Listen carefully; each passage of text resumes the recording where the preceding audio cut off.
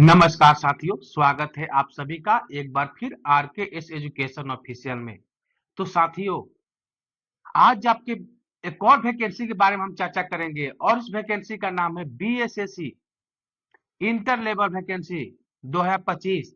वैसे तो ये वैकेंसी 2023 में ही आ चुका है, लेकिन उस समय जो वैकेंसी आया था लगभग 12,000 पदों के लिए आया था, लेकिन उसी वैकेंसी को फिर रीओपन कर दिया गया है। और रीओपन तो किया गया है, प्लस से वैकेंसी बढ़ाकर किया गया है। मतलब अब जो आपका टोटल वैकेंसी है, टोटल वैकेंसी कितना हो गया है? 23,175। कितना वैकेंसी हो गया है? 23,175। और इसका नोटिफिकेशन कब जारी किया गया? 27 सितंबर 2025 को इसका नोटिफिकेशन जारी कर दिया गया कि जो पिछली जो 2023 की वैकेंसी थी, उसी वैकेंसी को फिर रीओपन कर दिया गया है और वैकेंसी बढ़ा कर लाया गया है। तो नोटिफिकेशन इसका फाइनली दे दिया गया है 27 सितंबर 2025 को। अब देखते हैं कि एप्लीकेशन इसको अब नए अभ्यर्थी भी कौन अब कब कर सकते हैं। तो इसका एप्लीकेशन स्टार्ट होगा 15 अक्टूबर 2025।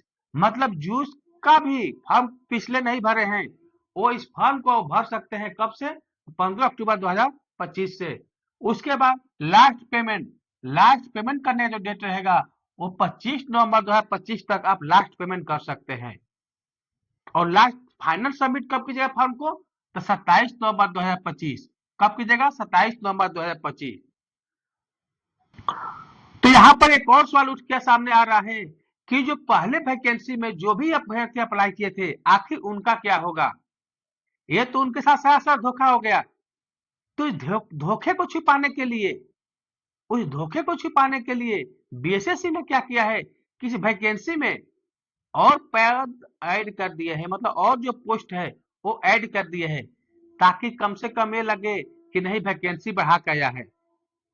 ठीक है, पद ऐड कर दिए, लेकिन इससे तो पुराने लड़के को नुकसान होगा, क्योंकि जब नए लड़के शामिल होंगे तो ये तो कम से बढ़ा ही देंगे। छोड़िए, तो अब जो दे दिया बीएसएससी दे दिया, आगे हम चर्चा करते हैं कि आखिर उन अभ्यर्थियों का क्या होगा जो पहले फॉर्म भर चुके हैं। तो इस नोटिफिकेशन में साफ लिखा गया है कि जो नोटिस दिया गया इसमें साफ लिखा गया है कि जो भी अभ्यर्थी पहले फॉर्म अप्लाई कर चुके हैं, वैसे अभ्यर्थी को फिर दोबारा फॉर्म अप्लाई करने की जरूरत नहीं है। उन सभी अभ्यर्थी को जो भी पहले एप्लीकेशन किए हैं वो ऑटोमेटिक इसमें काउंट हो जाएंगे और एक टोटल पद के लिए काउंट होंगे। ये नहीं कि पहले जो पद था उसके लिए काउंट होंगे, टोटल पद के लिए काउंट होंगे। तो जो भी अभ्यर्थी पहले फॉर्म भर चुके हैं उनके लिए कोई चिंता की बात नहीं है, ये फॉर्म उनको अप्लाई नहीं करना है। एक नए लड़कों के लिए जो पिछली बार छूट गए थे या जिसको जो इस फॉर्म को नहीं भर पाए थे, तो उन सभी लड़कों के लिए, उन सभी अभ्यर्थियों के लिए ये फॉर्म रीओपन किया गया है। तो जो भी अभ्यर्थी पहले इस फॉर्म को नहीं भर चुके हैं या उस समय उनका एजुकेशन क्वालिफिकेशन नहीं था, तो अब इस फॉर्म को भर सकते हैं। कब से? 15 अक्टूबर 2025 से चालू होगा, 25 नवंबर 2025 तक लास्ट पेमेंट डेट रहेगा। जो भी छात्र इस फॉर्म को भरना चाहते हैं तो उसको लास्ट फॉर्म भरने के लिए, लास्ट फाइनल सबमिट करने की भरने के लिए जो लास्ट डेट रहेगी 27 नवंबर 2025 रहेगी। तो चलिए अब देखते हैं इसके लिए फी कितना देना होगा। तो फी है मात्र 100 रुपया। फी कितना है? मात्र 100 रुपया, चाहे किसी भी कैटेगरी के हो। आपको जो फॉर्म की फीस देना है ओनली 100 रुपया देना है। मतलब जो भी लड़के भरेंगे वो को 100 रुपया फी पेमेंट करके ये फॉर्म भर सकते हैं। और जो पहले फॉर्म भर चुके हैं वैसे अभ्यर्थी को फॉर्म नहीं भरना है। ओनली केवल नए लड़कों के लिए है जो इस फॉर्म को पहले नहीं भर पाए थे या किसी कारणवश छूट गए थे। आगे देखते हैं कि एज क्या है। तो एज जो है वो 1 अगस्त 2025 को काउंट होगी। मतलब एज की गणना कब से की जाएगी? तो 1 अगस्त 2025 से आपकी एज की गणना की जाएगी और आपकी न्यूनतम एज माने मिनिमम एज 18 वर्ष होना चाहिए। कितना होना चाहिए? 18 वर्ष। मतलब कि 1 अगस्त 2025 को आपका उम्र कम से कम 18 वर्ष होना चाहिए, 18 वर्ष से कम नहीं होना चाहिए। अब देखते हैं मैक्सिमम एज क्या है। तो मैक्सिमम एज जनरल मेल के लिए, maximum age general only mail और अदर स्टेट के कैंडिडेट के लिए, अदर स्टेट में मेल हो या फीमेल हो उनको जनरल में ही काउंट किया जाएगा। तो जनरल कैंडिडेट के लिए बिहार के मेल और अदर स्टेट के मेल और फीमेल दोनों के लिए अधिकतम एज रहेगा 37 वर्ष। कितना रहेगा? 37 वर्ष रहेगा। हाँ, और इसी में ईडब्ल्यूएस वाले भी शामिल होंगे, क्योंकि ईडब्ल्यूएस वाले को केवल पोस्ट का फायदा मिलेगा, बाकी सब जो काउंट होता है वो जनरल की तरह ही काउंट होता है, तो उनके लिए भी एज रहेगा 37 वर्ष। उसके बाद देखते हैं जनरल फीमेल, मतलब कि जनरल के जितने भी महिलाएं हैं उनके लिए अधिकतम एज कितनी रहने वाली है, तो 40 वर्ष है। कितनी है, 40 वर्ष। उसके बाद बीसी और ईबीसी, मेल हो या फीमेल, इसकी अधिकतम एज कितनी होगी, 40 वर्ष।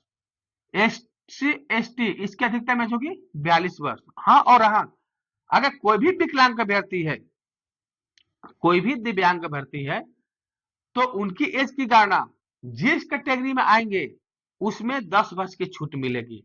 यानी कि अगर कोई दिव्यांग व्यक्ति है, दिव्यांग अभ्यर्थी है, अगर वो जनरल में है तो उनकी अधिकतम वो 47 वर्ष होगी, अगर जनरल फीमेल में है तो 50 साल हो जाएगी, और बीसी बीसी में है तो 50 साल हो जाएगी, और एसटी एससी में है तो 52 साल हो जाएगी।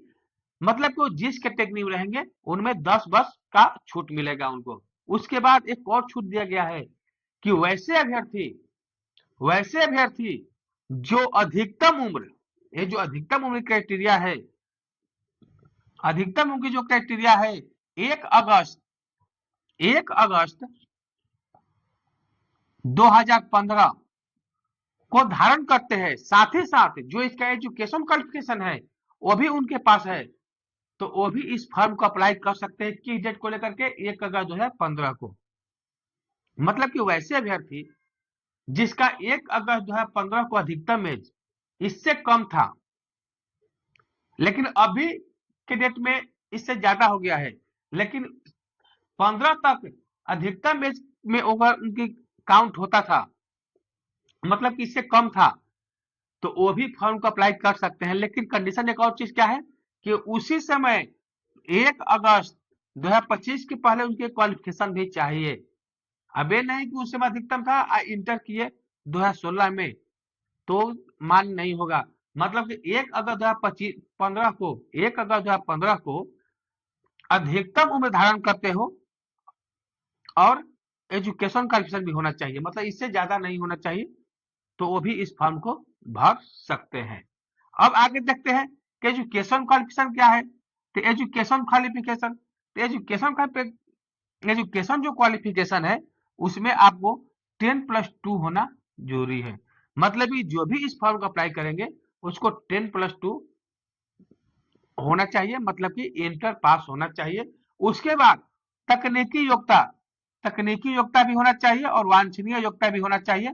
यह सबके लिए जरूरी नहीं है, इसमें बहुत से ऐसे वैकेंसी है जिसमें तकनीकी योग्यता और वांछनीय योग्यता मांगी जा रही है।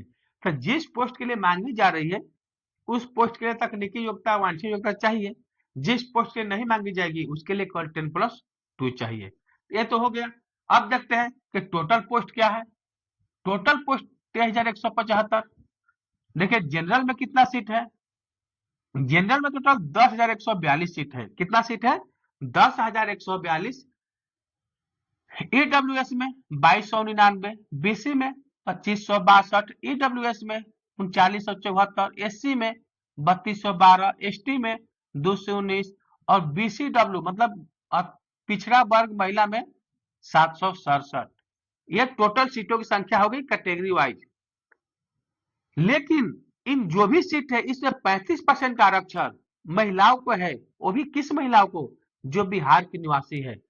तो ये हो गया। जनरल में 3304 सीट महिलाओं के रिजर्व है, ईडब्ल्यूएस में 3731, बीसी में 800, ईबीसी में 1384, एससी में 1120 और एसटी में 55 सीट महिलाओं के लिए रिजर्व है। ये तो हो गया, ये टोटल हो गया। इसी में से इतना सीट महिलाओं के लिए रिजर्व है। अब देखते हैं कि ये जो पोस्ट है इसमें नॉन टाइपिंग पोस्ट कितना है। तो नॉन टाइपिंग पोस्ट लगभग आपका 12,000 के पास है। लगभग जो बता रहे हम, अप्रोक्स आपका नॉन टाइपिंग का जो पोस्ट है वो 12,000 है।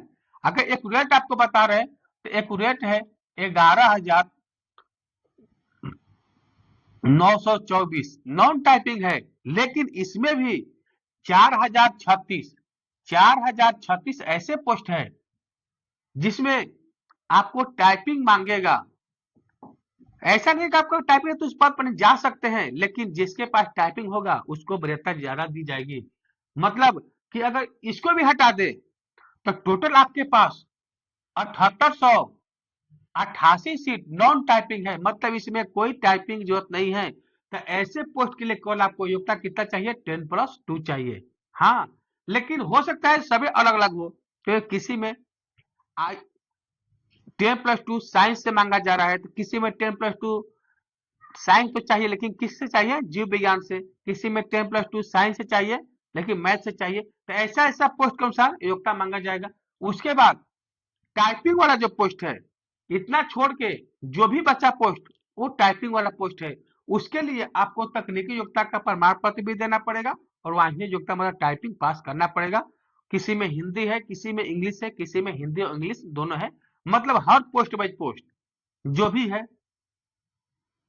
उसके अनुसार आपको योग्यता रखना पड़ेगा। अब देखते हैं कि संविदा कर्मी, इसमें एक चीज और बताया गया है कि संविदा कर्मी को 25 अंक मैक्सिमम मिलेगा। आप तो बोले तब तो हमारे साथ धोखा हो गया।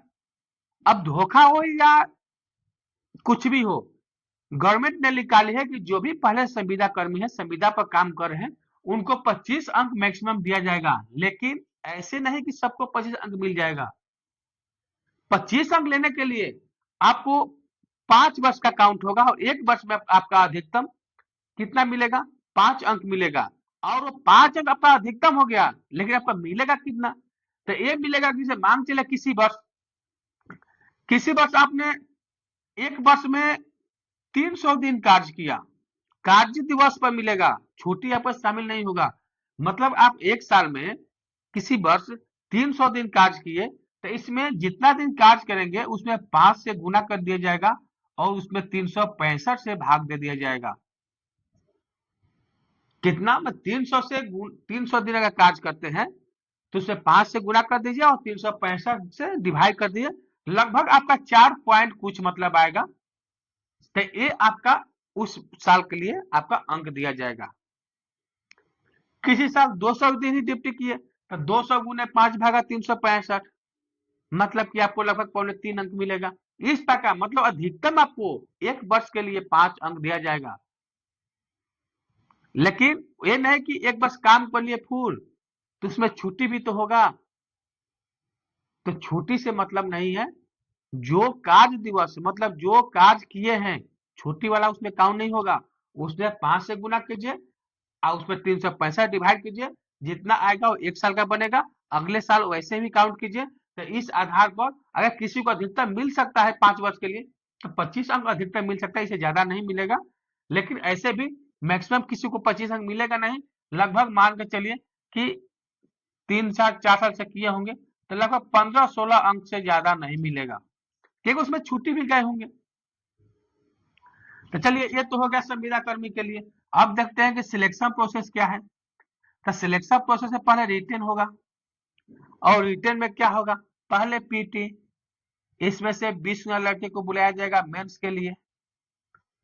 क्या होगा, पीटी के बाद मेंस होगा और मेंस के बाद क्या होगा, स्किल टेस्ट।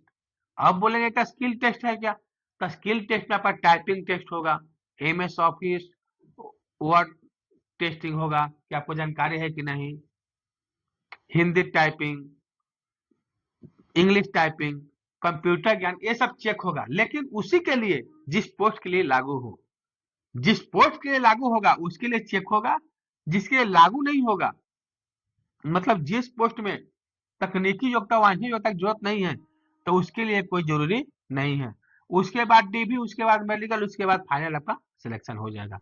तो चलो अब देखते हैं कि आखिर इस फॉर्म को अप्लाई करने के लिए आपको क्या क्या डॉक्यूमेंट देना पड़ेगा।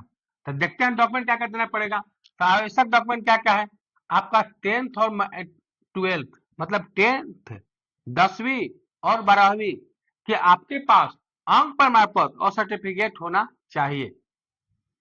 ये तो हो गया कि मतलब आप 10वीं और 12वीं का आपका मार्कशीट और सर्टिफिकेट चाहिए।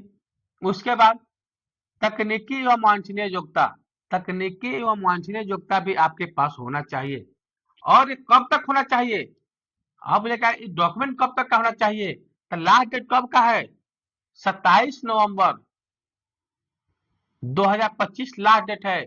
तो उस डेट तक आपके पास ये डॉक्यूमेंट होना चाहिए। लेकिन अगर आप जिस दिन फॉर्म भर रहे हैं तो उसी दिन आपको चाहिए। अगर आप 15 तारीख को ही भरे, 15 अक्टूबर को ही भर रहे, तो उस समय तक आपके पास डॉक्यूमेंट होना चाहिए। अगर आपके पास डॉक्यूमेंट बनने में देरी होगी तो जिस दिन फाइनल होगा उसी दिन फॉर्म भरिएगा। लेकिन ध्यान रहे कि इससे पहले डॉक्यूमेंट बनना चाहिए और इसके पहले फॉर्म भरने से पहले आपके पास डॉक्यूमेंट होना चाहिए।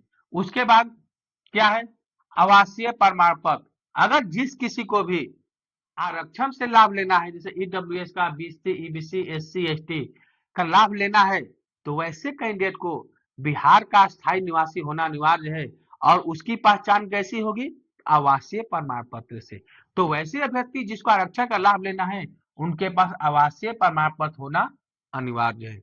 अब बता देखेंगे कि आवासीय प्रमाण पत्र विवाहित महिलाएं कहां से बनवाएगी। तो अगर विवाहित महिलाएं हैं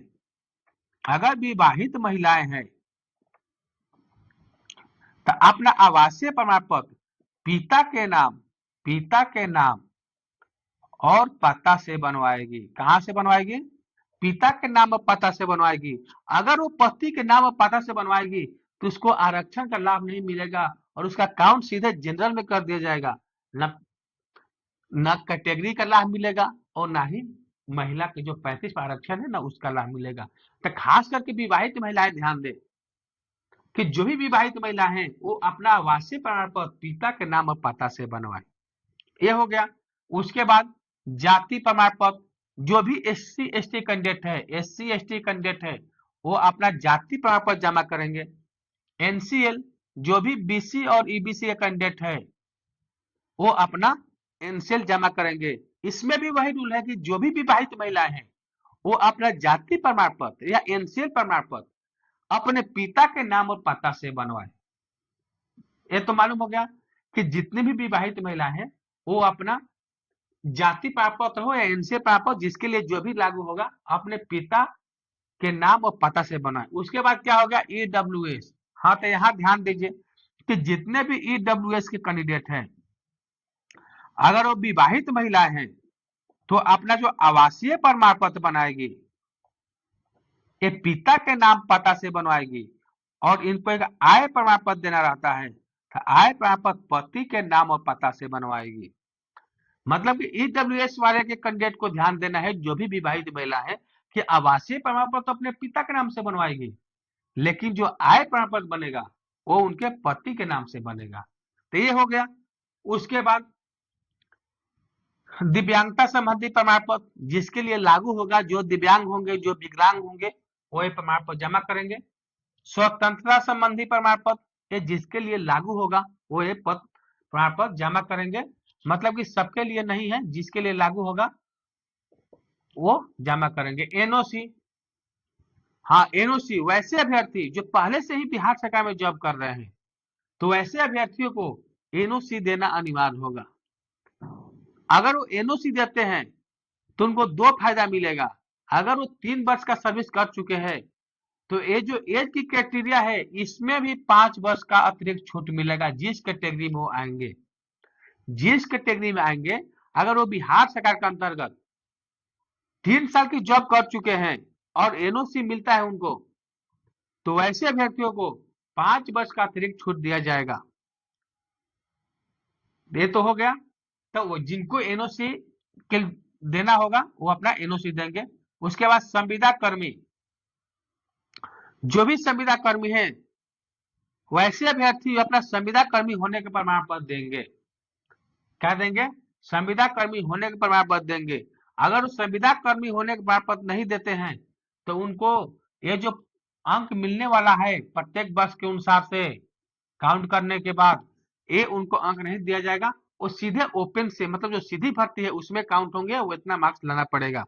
लेकिन अगर वो संविदा कर्मी होने के प्रमाण पत्र देते हैं तो उसमें कुछ अंक एक्स्ट्रा दिया जाएगा, ऐड कर दिया जाएगा। वो किस आधार पर, तो अनुभव के आधार पर, एक्सपीरियंस के आधार पर। तो ऐसे में जो भी संविदा कर्मी हैं उनको देने से फायदा जरूर होगा कि अगर कहीं मेरिट बन रहा है 110 पर और अगर इनका 95 भी है, अगर 5 साल सर्विस किए हैं तो ऐसे ही कट ऑफ क्रॉस कर जाएंगे, क्योंकि इसको तो आराम से 15, 16 या 20 अंक मिल जाएगा। तो कितना हो गया, 111 हो गया।